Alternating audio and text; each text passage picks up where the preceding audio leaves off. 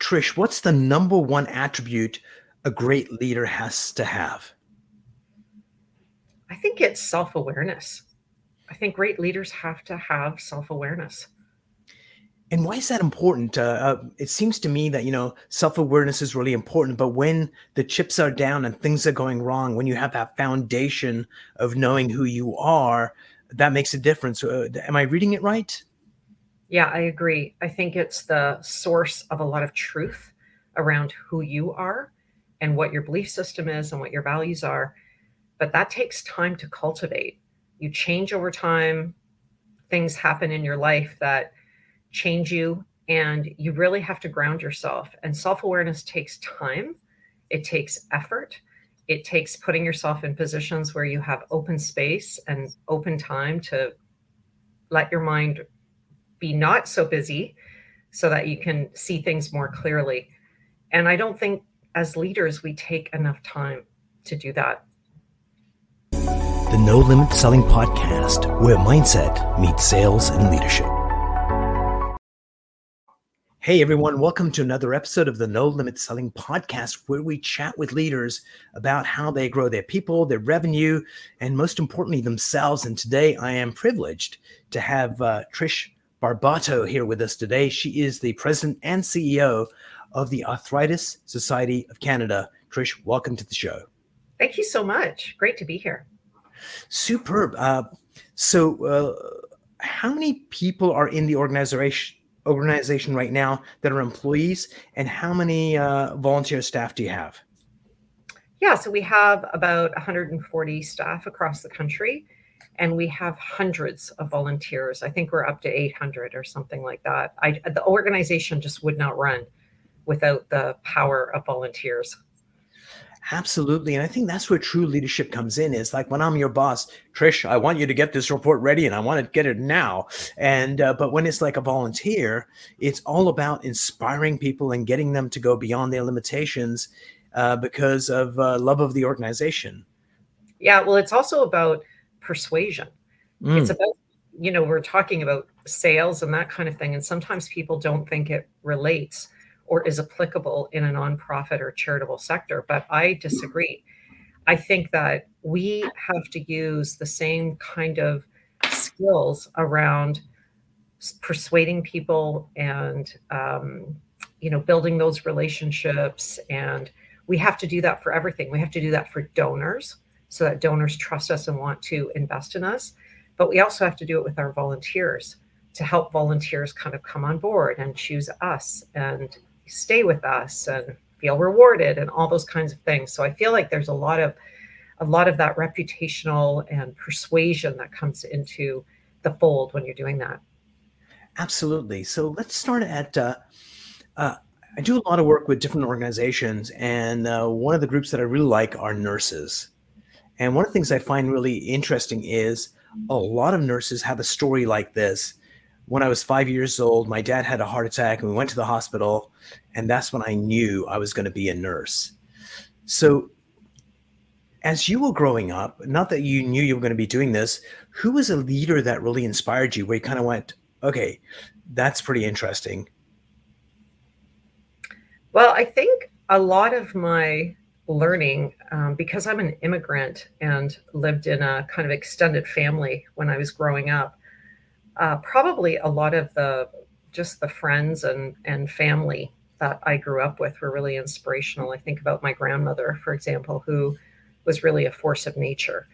And I think, she was really someone that I learned a lot from and really looked up to.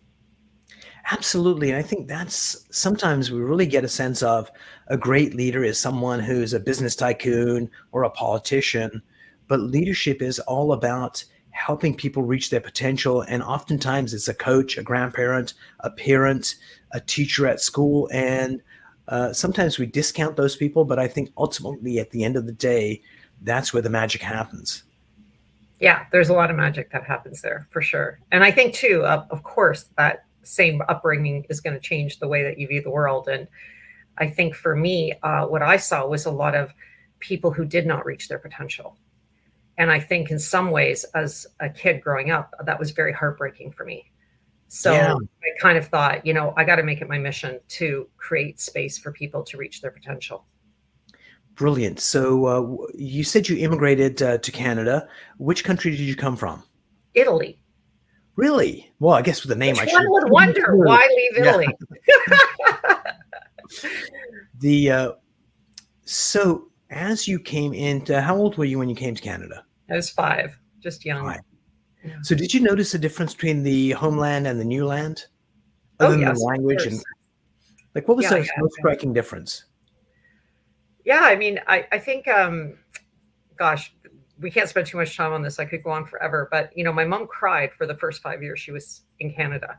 It is all wonderful, but it's also cold and it was dark and Mm. it was a small town. And she came from a community that was lively and lots of sunshine and fresh fruit and all kinds of stuff. So just like everything was different, absolutely Yeah. everything. So it definitely was a period of adjustment for everyone. Like when we moved to Canada, my stepmother was British and she was miserable here. So my dad purchased her the cure. It was actually pretty cheap. It was $300. It's after a year, okay, go back home for a visit. And she went back home for a visit. Whereas in Canada, you go grocery shopping, they fill your bag and just look after you really well. When she went back there, it's like, what are you waiting for? Fill up your own bag. So trip, and she came back and said, no, no, I'm happy in the new land. Yeah. Yeah. You get used to things and then, yeah, it all works out. So, Trish, when did you step into leadership in your career? Well, I started doing leadership roles, and sometimes you forget these things, but I remember in high school, I was, student council leader and I led the spirit committee and I Mm. led this and I led that. So I feel like there's some element that because I was the oldest of so many kids in this household and had to do a lot of things, I was the only one that spoke English eventually. So I was doing a lot of things as a young child that most people don't do, like on the phone with passport offices and unemployment insurance and this and that and navigating things. So I feel like I learned a lot of leadership traits very, very young because I had to. And then those just carried forward throughout my career. I was a partner in an accounting firm, kind of by the time I was 30 and a CEO by the time I was 40. I definitely had a career focused trajectory that I mapped out and said, I'm moving up. Brilliant. So, oftentimes when leaders come into new organizations, you come in with a clear sense of vision because you can actually see what's going on. You've got you're rooted in another culture when you come in, so you can see the things more clearly. When you stepped into the Arthritis Society of Canada, what did you see that other people that were there in the past did not see? What did you see that was like the hidden gems? And what were some of the problem areas that maybe they did not even recognize themselves? Yeah, it's a great question. And what's interesting is I started a couple weeks before COVID. And so I had this wonderful 90-day plan that said I was going to, meet all these people, build trust, visit all our sites, all these wonderful things that never happened. And So, are you the poster girl for when you make a plan, God laughs? yeah, that's right. That's right. But in the end, I think it was good because it really forced a lot of change, and I probably would have done a lot of change anyway. So in some ways, it sort of helped spur change on faster, I think. And I would say what I saw in terms of hidden gems was a long history. Sometimes that can be an advantage, sometimes it can be a disadvantage, but there's a lot of trust that can be built with organizations who have been around a long time. And so Mhm. that was a strength for the organization, really strong roots and a lot of wonderful people who really believed in the organization. So a lot of good foundation, I would say. And what was missing was the hustle. Mm. Where is the hustle? People like we need to hustle. We need to hustle for donors. We need to hustle for volunteers. We need to hustle for our mission. We need to hustle. So what I felt it lacked was some of that. So, how did you get people to get that hustle? Because it doesn't happen overnight, and you just Mhm. can't tell people. So, what strategy did you use to kind of infuse that into a sense of urgency and hustle in the organization? Yeah. So when I look at organizations, it's really the basics, right? There's processes, there's people, and then you need your kind of plan and vision and Mm. all of that kind of thing. And a lot of those things needed to be altered There were a lot of people doing things that just took up a lot of time and energy, but were not impactful. So it's like really stepping back and saying, what are the things we are doing that are impactful? How are they impactful? How will we measure that they are impactful? Who should be doing these jobs? Who's Mm. best equipped? So it's like literally going through every single, like all the various activities and piecing it all apart, and then getting people focused in the right way, making sure the right people are on the bus, and just empowering them to get going. Because I think what's really important for organizations is to get three things right. One of them certainly is a compelling vision that gets people to go, I want to go on that journey. And it has to be strategically sound. The second one is having processes that people trust. And the third thing is, how do we trust each other that as soon as someone gives me something, I know that I'm going to do it because they're counting on me. So if you can trust in the vision, the process, and the people, that gives you the foundation you need to build a strong organization that outthinks and outperforms the competition. Yeah, exactly. And one of the things that we did, like, for example, just even communication vehicles that people could rely on were really helpful. So, for example, I started monthly, we call them fire halls. Again, we Mm. changed it from town halls to fire halls to have more sense of urgency and hustle. I'm gonna light a And fire underneath you, baby. exactly, right. So so those happen. I have that with all my staff. Anyone can log on, and it's just some updates. We do some interactive stuff. What I'm really proud of is that they almost always have about 90% of staff on the call, and that hasn't let up in the 4 years I've been doing them. So Nice. these are, so people trust them. They rely on them as a place to go for information. They're frequent enough that you don't lose the plot on something, like, oh, she talked about this 6 months ago, I have no idea what happened to that. So I think that kind of, like, to your point about process, it's a structure that helps really contain what needs to happen in the organization and has a way to do that. The other thing we did is we created a leadership team framework. So these were Mm. people director and above. They became a separate group that met on a periodic basis, both for training, which was really important, but also in a way to cascade information. Like, look, we're thinking of doing this. We get feedback. We finalize it. We can send it out to the whole organization. So I would say, like, a few things around structure that really help provide clarity and confidence that people would know what was going on.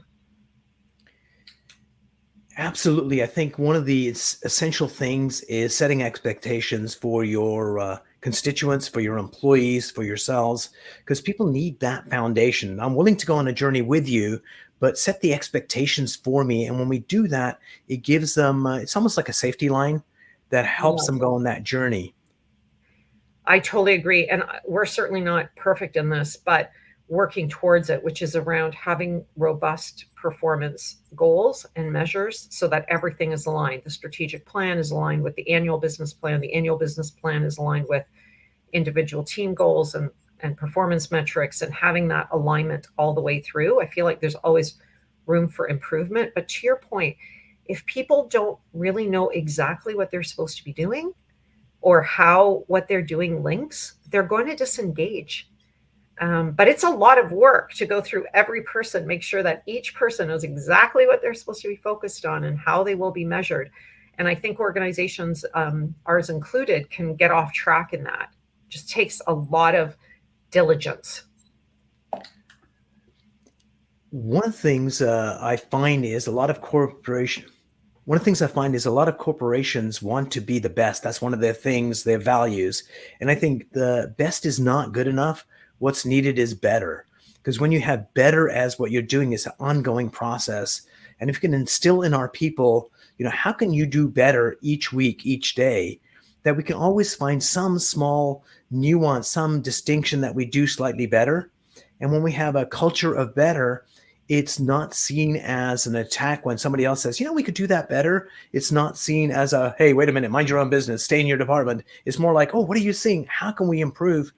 So, A, do you agree with that? And B, how do you instill that in a way that people don't take criticism as an attack, but they see it as an opportunity to fulfill the vision and the mission for the organization? Yeah, well, I think that's always a work in process as well. There's a number of staff that have gone through training around crucial conversations. Mm. So thinking about how to have hard conversations with staff and practicing that, role playing that, I think that's really important so that we can both give and receive. Sometimes you need a third party. So for some people, we've done a little bit of coaching that's done externally, and sometimes that can be helpful because it's almost easier Mm. to accept feedback from someone who is outside of the organization. 360s are really important. So, for Yes. example, my staff will talk to my board about my performance. My board members talk to the board. There's just lots of feedback loops so that we're really getting a full picture. And I think when you're not afraid of that, that also helps get you used to that idea of continuous improvement and impact. And also allowing staff, every couple of years, we do an innovation contest internally. And a lot of the things that surface really are things that I remember reading some of them and I thought, oh my gosh, just do it. Like, just go ahead. We Yes. don't even be in this contest. Like, you won, go forth and I and love fix that. that. Because like, who knew that this thing that we were doing could be vastly improved if we just bought a $1,000 enhancement or whatever it was. So a lot of good things came out of it. Sometimes maybe staff don't feel like they can bring up the improvement. They sort of, I always tell people, I cannot read your mind. People somehow think that Mm. Oh they yeah, it's know always what's the going case. on, and like they should know that this is happening or that is happening. It's like, yeah, I know. No, that's not true. Leaders don't know everything that is going on in an organization, and the people that are closest to it usually have the most informed view. And helping them feel confident that they can talk about what they're seeing or what they think can change. I think that creating that culture is really important as well.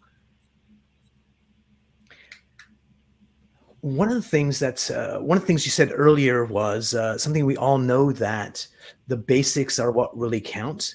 And oftentimes, Mhm. as we start building our corporations and doing what we do, we lose sight of those basics because they are so basic. And a good example of that is that the number of times I've gone into an organization where we have to explain what are the roles and responsibilities for each person in the organization. Because a lot of times other people just assume, oh, you guys just do that, or you guys aren't doing the job properly. But once we realize what people are doing, it gives people the ability to go, oh, so this is how I fit into the strategic plan. I know this is my job, but when I do this, these three other departments are counting on me doing this in order to do what they're doing. So they realize how this machine works and how important they are, even though they could have a small role in it or a large role. But if they don't do the handoff or the reception properly, it can have a profound negative impact on the organization. Yeah. Yeah, one of the things that I do personally is I do a culture workshop for all new employees. So once we have 6 or 7 new employees, there's an afternoon that's booked, and we fly people in if we need to, and I Mm. personally talk about culture and what it means and what it is, just to make sure that people hear it directly from me right from the get-go. And part of the exercise we do during this workshop is we read the strategic plan. Mm, And I nice. get people to self reflect. Where are you in this plan? Where are you? What is the work that you were hired to do going to do to help us achieve our goals? And I literally have them, it's like very old fashioned. They get it on paper, and I just have them highlight the ones, and then we go through and say, like, Susie, where do you think you fit into the strategic plan? Some of it is more obvious, so we talk about that. Some of it is more crystal clear. I'm responsible for revenue, and in the goal we are supposed to increase revenue. That's easy. But where are the ancillary places that you Mm, are helping the strategic plan? And that's where the light bulbs go off. It's like, oh, the revenue that I am generating is going to help us deliver on this important mission mm. program. It's going to deliver kids camps in 6 provinces across the country with kids with arthritis. And then it's like, it's that they've linked to the strategic plan, but they've also connected to purpose. And I think Love that that. is, those two things are kind of intertwined and both very important. One of the things that when you guide people to, where do you fit into this strategic plan, that is like super important because they get the insights and the aha moments. But I think the added benefit is this: sometimes they miss certain nuances or certain things that are obvious. And then it's their leader's role to come in and say, oh, what about this? This is important because I think leadership is something that we want to be contagious, something that we're teaching all along. And if you just lecture, it doesn't stick. But when you get them to articulate what they think it is and what they should be doing, and you point out something that they missed, they kind of go, oh, so that's how you're thinking. And it allows them to think at a higher level because ultimately, at the end of the day, what we truly want is the people that we lead not to be sheep, but to be leaders themselves that take up responsibility and go above and beyond because A, the mission requires it, and B, all the other people around the company are counting on them. And if the allegiance is only to the leader, then I think it's a weaker organization. But if we get it, that we build it, that we're here for each other and they support each other in that way, it makes your job as a leader 1,000 times easier because you can focus on what are the most important things you should be doing instead of being bogged down on Hmm. operating. Yeah. Yeah, that's so true. That's so true. Couple thoughts come up. One is that a piece of work that we did that took forever because it was so iterative and also so hard to do is we articulated what the difference was between a manager and a senior manager and a director and a senior manager. And when you try and get to the nuance of what you just said, like Mm, the nuance of what are the leadership qualities, what are the like people skills, what are the leadership, all these different elements, and you really try and differentiate. But that document is so helpful to people who, for example, feel like, well, I should just become a vice president. And it's like, mm. okay, well, here are all the skills that you don't have and you have not demonstrated. And so it's a bit of a roadmap that has a lot of clarity in it that it can be really helpful. Another thing that came to mind as you were speaking was this idea of the speed of change is having a real impact on what I would call traditional role descriptions. How You so? might you might today think, all right, I need a, you know, senior analyst to do XYZ. And then 6 months from now, guess what? Like something has changed. You want to give that person something else. You want to give them more of this and less of this. I'm finding that job roles are quickly morphing and changing faster than the number of times we review that job description. Mm. So, we kind of write a job description. I feel like it just sits there. We don't really use it as a tool. And I think what we need to do is really create more flex, A living, more breathing ability. document. Yeah. It's a bit of a living, breathing document. People's roles change. The initiatives they're working on might change. The priorities will alter. And so you want them to have this kind of ability to morph and grow and adapt without being so rigid that, well, I was only hired to do ABC. It's like, well, actually, we need all these things done and we think you have the skills. That should be welcome. There was this guy, I don't remember his name, but if somebody, one of the listeners or viewers, comes up with it, send us a note. This guy had a brilliant insight, and the insight was the only reason you are a CEO, Trish, is because your time horizon is much further ahead than a frontline worker. And it was like, wow, because you could be a supervisor, but your time horizon might be 2 months out into the future as far as you can see. And when you've got a CEO, depending on the country, it could be looking out 5 years or 20 years ahead into the future and seeing what's possible. So Hmm. an interesting insight that, wow, it's like where can we be trained to do that? Yes. But people that are naturally looking further out have the ability to lead because they can see where the land is. Yeah, and you're thinking about it, right? You're thinking about it both from, I would say, like, what is my job? My job is to seek and take opportunities, but it's also to understand risk and Yes. mitigate, right? So it's like as you're leading, you've got these two things that you're constantly working towards. And I think the other part of my job is to create a path for other people to do their work. So remove obstacles. My job is to remove obstacles to help people do reach their fullest potential, both individually, but also for the organization to reach its fullest potential. So I agree with you, that longer horizon. I think the other part of leadership that sometimes people don't understand is the number of things that you're holding at the same time, many of them in complete opposite direction.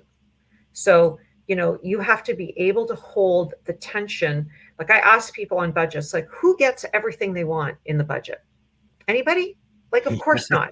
Like, of course, not everyone gets everything they want, because there are natural tensions between operations and sales, tensions between growth and kind of stability, and tension between IT advancement and whether we want to be a leader or a follower in that regard. There's just like tension built in to organizational structures all the time. And I think that it's harder to do that at a more junior level. It's harder to deal with all that tension. You want certainty, you want clarity, you want to know more precisely what is happening. And as you grow as a leader, you have to hold all that all the time, and hold it for everyone else that you are supporting. And that's where things can get a little tricky for leaders. So I think leaders have four primary responsibilities. One is to have that vision, to be able to see far out into a strategic place where you can actually maximize your resources, and not from, like, we're in 2024, in 2030, we cannot be looking at it from the lens of 2024. We have to divine what's going to be happening at 2030 and get our best guess and align our resources so we end up landing at that promised land. So that vision is incredibly important. The second thing, which is probably the hardest thing, is the culture. How do we get people in our organizations that will, it's not about them, it's not about their department. We take the ego out of it. It's like, how can I contribute to this organization to make that vision a reality? Third thing is long-term shareholder value. How do we make this thing more valuable? And I think the fourth one, which is the most important of all of them, is this: is the leader's trust in the individuals that they lead is so critically important. One, they have to be trustworthy themselves and be that authentic person, because when things are challenging, people that are going on the journey with you, sometimes they borrow the trust you have in them to go on this journey, and they discover that the limitations that they had were of their own creation, because as a leader, you saw their potential. And I think those four things are the most important things that a leader needs to possess and to be striving for to do better. Thoughts? Mm-hmm. Mm-hmm. Yeah, I mean, absolutely. I agree with you. I'll just take that last point and give you a really good example. Oh, We, excellent.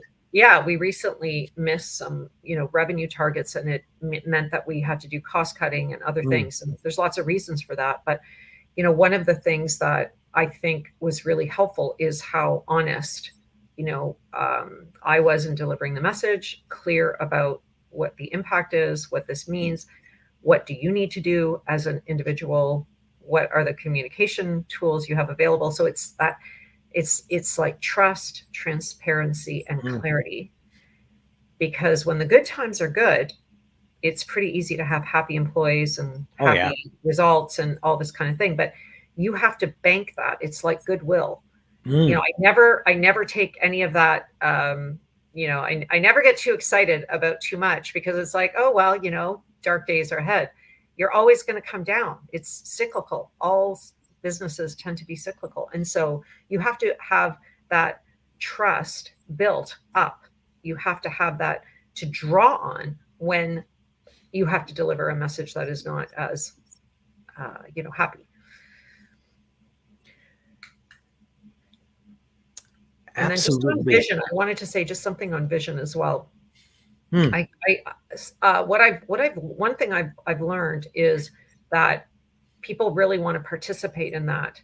And so I think, to the extent that you can draw in not just your employees, but your entire ecosystem, it is amazing to me how giving people are of their time and advice and counsel, and how much people are willing to sort of help create something big. And we're just in the process of that right now. We're creating a national plan for arthritis for the country. We're doing it with 21 other ecosystem partners. And, they've come willingly to the table, and we're working as a unit so that the country gets something that everyone has agreed on. That we don't have this group saying, well, they went off and did a plan, but I disagree and I'm an expert in arthritis. Well, no, Mm. actually, we want everyone to align on a vision that's much bigger than all of us, and that is going to stand past 2030 potentially, and will help the country and will help government and will help people living with the disease. And it's been really interesting to see what the leadership qualities of a whole pile of leaders when they're Yes. together. It's really interesting, right? To kind of bring a group like that together and be working collaboratively towards a common vision.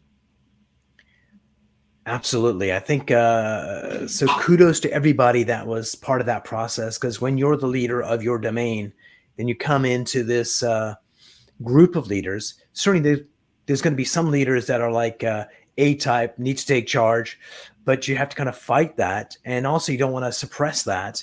And you don't want people to be wallflowers. So it's whoever the facilitator is has to be quite extraordinary to get the best out of the organization. Yeah, that's right. It's like this is going to be 21 is going to really feel like 2001. It's going to be more and more, so much more powerful than any of us could have been individually. And as you said, it's really digging into the strength of that, the power of having an entire ecosystem working on something. But I think any organization these days must be thinking about their ecosystem. We usually use words like supply chain and that kind of Mm. thing. And that's like part of it to me. But I think organizations increasingly need to think about their ecosystem. So it's not just their supply chain, their competitors, and their customers as different things that don't have interconnectivity. When I think about an ecosystem around a company or an organization, those are some of the elements of it. It includes the staff. And there are places of decision making or of planning that Hmm. ecosystem, those elements could be brought together for, again, just a stronger decision or a stronger path forward. Yeah, I think very much. Thank you for sharing that, because that's like a huge distinction that I didn't have before. Because oftentimes when you have a supply chain, I need you to deliver this at this time, which is useful. But when I think of it as an ecosystem, how can I help you do what you're doing better? Or how do you think we Yes. should be doing better? And Yes. wait a minute, there's somebody two steps down. How can we both work together to make that happen? And I think that creates that feedback loop. And also, I think one of the most important elements of leadership is intent. The intent that we have when we come to do a task is so profound. When we don't think about the intent, we just let it be nebulous. No one gets it. But when you're conscious of my intent is how do we deliver the best arthritis solutions to the people of Canada, for example, that that's the lens we look at it from. And then people in our ecosystem, if they're using the same lens, it's not about ego or our company or your company. It's about how do we make that happen. So intent is important for when we're working with other organizations, but also in leadership. When you ask more of your employees to step up, if your intent is, oh my God, it's a mean boss just trying to get every ounce of dollar's worth of value from me and they're just taking advantage of me. But if the intent is clear that, hey, how do we serve our constituents better, then it's like, oh yeah, I need to step up because all those people are counting on me to do my job really well as my peers. And oh yeah, my boss as well. Hmm. Yeah, I totally agree with you. And again, I think back to full circle to the beginning of our conversation. What is the process that allows that to Yeah. happen? Because these are things that take time and energy. To spend time with your customers, talking to them, getting feedback, getting information, to spend time with your employees to get feedback and insights, to do that with your supply chain, that all takes time. It's extremely valuable. But what is the cadence of that? When does it happen? Who does it? It's the details that are going to actually have this surface, have that ecosystem intelligence surface, and that trust start to build. probably the best metaphor that I've come up with for people to understand what an organization is if you go back to elementary school, we all did this experiment where we got a magnet and we put it on the tabletop, and we got a sheet of white paper on top of it, and nothing is happening, and you drop down iron filings onto the paper and they move to the lines of flux. Think of the paper as the organization. Think Mhm. of the bits of iron filings as the behaviors and the employees and the actions that they have. And the magnet underneath is the culture of the organization. So no matter what we tell people to do and we move that iron filing from here to there, unless we address the underlying culture, they move back to the way they used to be. And Mhm. and that culture really is the beliefs that we hold as a group about who we are, what we do, and what our purpose is for being in existence. So once we understand that fundamental nature of who we are as leaders is building that culture where people align. So people that were even selfish either do one of two things of their own accord. One is, I hate this place, I'm leaving, thank God. Or they automatically align because that's what everyone else is doing. Thoughts on that metaphor, using that magnet as the culture of the organization, as that's the most important thing that drives excellence and change. Mhm. Yeah, we've worked really hard on our culture and actually won an award on Most Admired Oh, Culture. wow. Nice. So we've worked really hard. We have incredibly high engagement rates and response rates to employee satisfaction surveys. So and I would attribute a lot of that back to what I said earlier. It's about trust. It's really about walking the walk, talking the talk, delivering on what you say you're going to deliver. I think organizations, when they make a misstep, the repercussions of that, so not that you lie to your employees, but you don't tell the whole truth, Mm. unfortunately that can be a negative that hangs over the organization for an exponential amount of time. It's like the good stuff sort of dissolves and disappears quickly. The bad stuff sticks like glue, and Mm. you really have to scrub to get it cleaned up again later. So that culture piece around trust, and there's other elements. Obviously, you want to make sure that you're doing things that your employee, whether it's you're looking at your benefits and all the, I would say all the staple things. But in the end, I feel like employees want faith that they can trust their leadership, that their leadership is taking them on the path that they believe in, and that they want to go with them on that journey. And, if you can get excited about that and you can maintain that, but don't underestimate how hard that is, I would say. So I It's, think it please. absolutely, absolutely 100%. I think we're going back to, I love conversations that kind of circle back to where they started. Uh, Trust is the currency of leadership. And for you to be a leader and to develop true trust, it goes back to that thing when we started this conversation, is about you being authentic. When you are authentic to who you are, and it's very much like an onion that you get a level of authenticity, but then you go, oh, wait a minute, there's another layer deeper down. And as you go, the more true you are to yourself, the more people just intrinsically trust you, because who you say you are and who you claim to be become the same thing. And when you have that currency of trust, you're doing two things. Number one, they go on the journey with you, but number two, you're modeling what you want from them as well. Because if we can get that within our employees and our managers, then you get the volunteers to trust as well. And that's how you get the people, the government agencies, the funders, the donors, and most importantly, the people that you serve. If there's that level of trust there, and it could take one employee to lose that trust for the organization. So I think that is the currency, and that should be like written on the wall before you, is that trust is a hard thing to gain and so quick to lose. So protect it well. Hmm.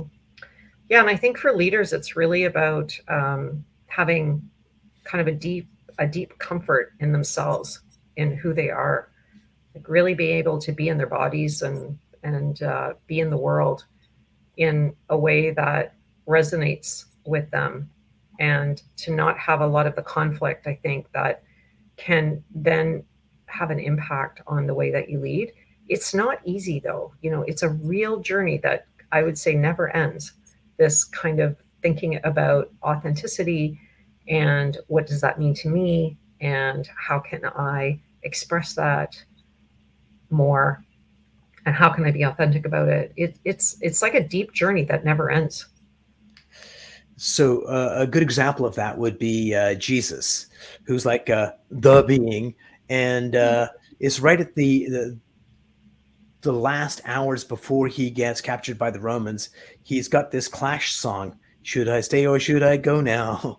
If I stay, they will be trying. He's got doubts. So if there's somebody that enlightened, we've got a journey to go, and just realizing that, and that's why intention is so important as a leader. If your intent is to build a great organization that serves its constituents in the way that we truly deeply want, people make so many allowances because, yeah, we're all on that journey as we move forward. So Mm-hmm. here's a question for you. We all have stumbling blocks and limitations. And certainly on the start of our journey, we take the big ones and we move them out of the way and remove them. But as we move forward, we get confronted with, oh my God, I had no idea I was holding myself back, or I was doubting myself in that small way. So the question to you is this: what's a limitation that you've come across lately that you're working on right now, that if you could overcome that, it would allow you to be a better leader and get better results? Yeah, that's such a great question.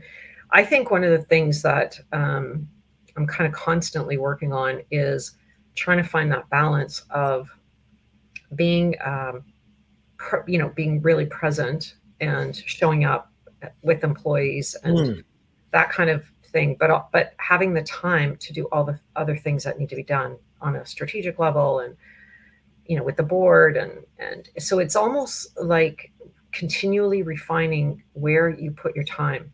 And it's always easy to say, like it's always easy to say, oh yes, you should be spending this much time working on vision. Oh yeah, sure. Have you seen my calendar lately? Like when am I supposed to be thinking about vision? I have back-to-back meetings. Like it's so there's just something about how do we in a real practical way make time for the things that we are saying are important and actually do them, because they're the first things that can go out the window and we just don't have time to do them. so one of the things that is critically important for a leader to have is that team, that leadership team that they have around them. Because all too often leaders get caught up in operations all the time, and especially the people that we're leading. Oftentimes, I've heard leaders describe their leadership team as like, Umar, oh my God, sometimes I feel like a kindergarten teacher. This VP doesn't want to play with that VP. And so when we get them to set aside their wants, desires, frailties, and step up to the greater good of what we're doing, and there's ways to do Mm-hmm. that. And when Mm-hmm. they do that, a leader stops having to put out those fires, and they can delegate that stuff and know with certainty it's done. Because the Right. reality is, you as a leader, if you were a consultant out there in the real world, you would not be charging $100 an hour. You would be charging $2,000 an hour, 3,000, 5,000, depending on what your value is to that organization. So, how dare you as a leader that you should be charging $5,000 an hour to your organization? By the way, you're not going to get paid that unless you're Elon. But when you do stuff that's $100 kind of activities that your leadership should be doing, you are stealing $4,900 from the Arthritis Society. And when you look at it from that lens, it's like, oh no, I need to get my team to be strong and do everything, because when I defocus from what I need to be doing, I'm doing a disservice to my mission, my constituents, and the people that I lead. Yeah. Yeah, I think that's so true. I mean, I have a really great executive team and really proud of it being all female. And I rely on them so much. I don't know what I would do without Love them. So it. I agree with you in terms of making sure that you have people who are leading their teams and doing the same thing you just said, empowering them, encourage them. And I would say on the other end, there are just some days I am an accountant by background. It means I can whip up an Excel spreadsheet in no time. And Yes. not that I want to be doing that, but sometimes for me to analyze a situation and to really think about something, I make pivot tables and I just look at things. And someone might say, you know what, Trish, but for me, the process of doing that is actually helpful to the deeper understanding of the That's your issue that I'm superpower. trying to handle. And it's like my way of, not everybody would do that, but because it's my background and I have a lot of comfort in that and I can do it fairly quickly, but it also helps me. So I think sometimes there might be nuances in what you Oh, said around, absolutely. right? Around like people might need to go to the place that it's like, oh, you shouldn't be doing that. But it's actually helping me untangle this in some way. So it's like that balance of you're not always just sitting Yeah. making big decisions, right? Sometimes you're diving in, rolling up your sleeves, helping somebody get something else done.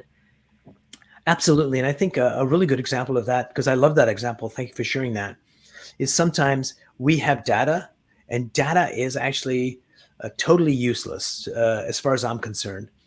But the analysis of that data is incredibly valuable. And sometimes when you have a visual representation of the data, everyone goes, "Oh my God, I had no idea," because I could hear your lips moving and I understand what you're saying, but I'm not getting it. So sometimes, if that's your superpower for yourself, to get that deeper understanding by whipping up a spreadsheet, hallelujah, praise the Lord. So, Trish, before we kind of end our conversation, I've got a few questions for you. So, number one, this would be like rapid fire. What's a book you recommend that people should read that would allow them to be better leaders? Well, I like From Good to Great by Jim Collins. Love I it. still use some of the.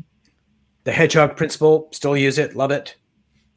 And the book is all about beliefs. If you really think about it, the difference between level 5 leaders and others is the beliefs that they hold. Yeah. The second question for you is this. What is a quote that inspires you, that lets you just kind of get refocused when you need to? Yeah, there's a Margaret Mead quote that I probably won't quote perfectly, but it's basically don't underestimate the power of one person to change the world. And I really believe that. I see it all the time in people doing amazing things, and it starts with one person. Yeah, I like that bumper sticker. I'm going to get it wrong too. It's like, only crazy women change the world. It's not the ones that align. So here's the third question, which might be the toughest one of all. Trish, what's a question I should have asked you that I did not?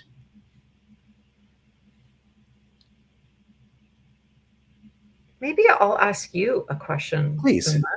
Yeah, what do you love most about doing these podcasts? Like what do you get from them? My highest value in life is learning new things. And one of the ways that I know that I'm learning new important things is I've got some idea in my head about something. And it's probably a genius idea. No, it isn't. And then somebody on a podcast that I'm doing an interview comes up with an idea that's a new idea. Mm. And that super excites me. But what excites me even more is when I take that new idea and take a look at another idea I had and I come up with a new epiphany. Oh, that'll make my year. And then the one thing that is like, you can tell my wife this, what really turns me on is, let's say, Trish, you and I were actually strategizing about a problem we're solving, and you come up with an idea and I go, oh yeah, but what about this? Those conversations where it's kind of electric and we're just, no one's like, this is the best idea. It's more like this ping ponging there, and we come up with this ingenious idea. None of us would have come up Hmm. separately. So yeah, thank you for asking that question. Yeah, I Learning love new that. things I is love that. like The ping so ponging, important. the building on others' Yeah, ideas. Yeah, it's the only way to do things I these think days. so. It's And like, how do we create the environment for that to happen? absolutely, I think it comes back to that thing, and I'm going to have the last word because I'm a Mm. guy, of course. Is it comes back to what you started at the beginning of this conversation, Trish, which is being that authentic leader and trust as the currency. If you've got that, you can do anything with an organization, and people will follow you. And thank you so much for taking time out of your day to kind of share this with you. I learned a lot, and can't wait to have you back on the show. Thanks so much. Really enjoyed being here. Thank you, Aaron. The No Limit Selling Podcast, where mindset meets sales and leadership.